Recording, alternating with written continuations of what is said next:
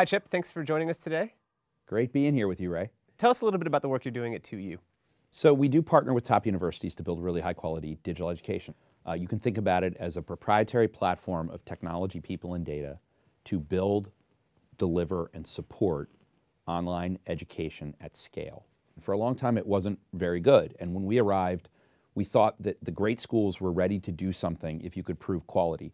And one of the ways we got there was weekly live classes. So most online education was asynchronous or canned.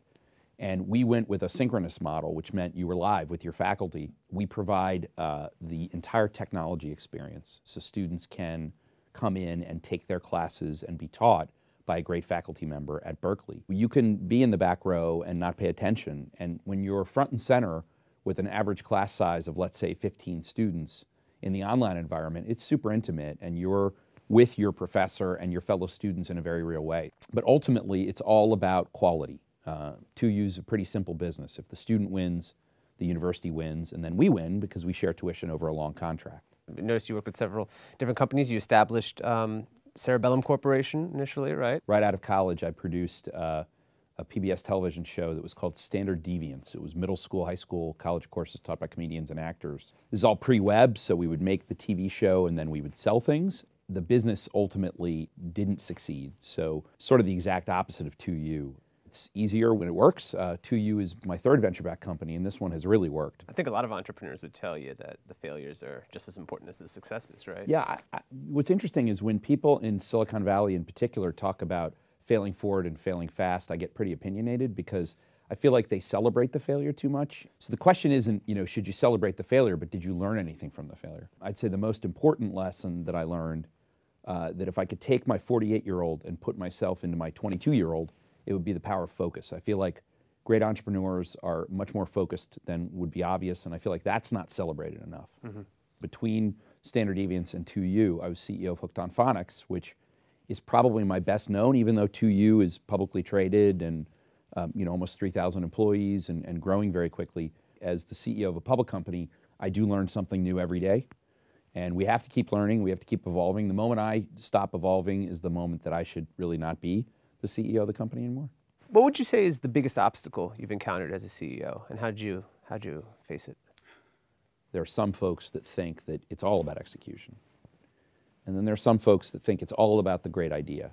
And I really feel like building a successful company is the combo. And it's sort of, you can think about it as execution through the maze of challenges. And that is clear in a startup where if you don't get it right, you fail.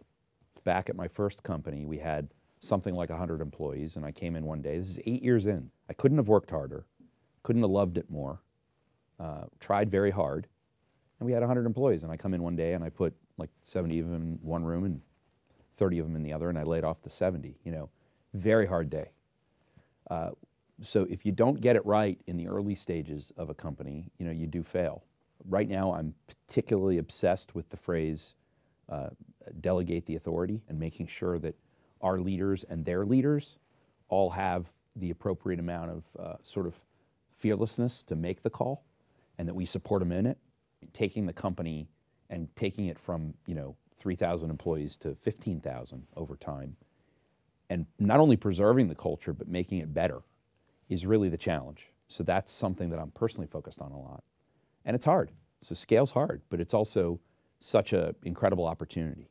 To what extent do you feel you have a responsibility to talk about social and political issues? What I tend to think about is our values. We have almost 3,000 employees. We have plenty of employees on both sides of the aisle. So I think it's less political, and from my standpoint, it's more about our core values. And there are moments where I've felt compelled to say something because ultimately I believe that, as the leader of the company, there's a moment where I just can't let something stand. So an example of that is the rally in Charlottesville. I couldn't really believe was happening.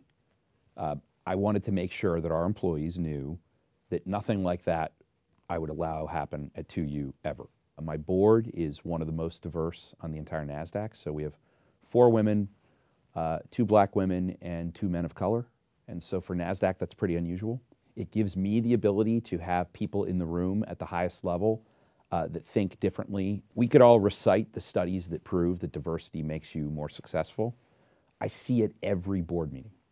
Every single board meeting in the room, there is diversity of opinion that makes me a better CEO. And ultimately, that is what your board is meant to do, is they're there really to help me sort of shepherd the company through, at times, turbulent moments. Somebody said to me, diversity is sort of being invited to the dance, but inclusion is being asked to dance. And I thought that that was very smart.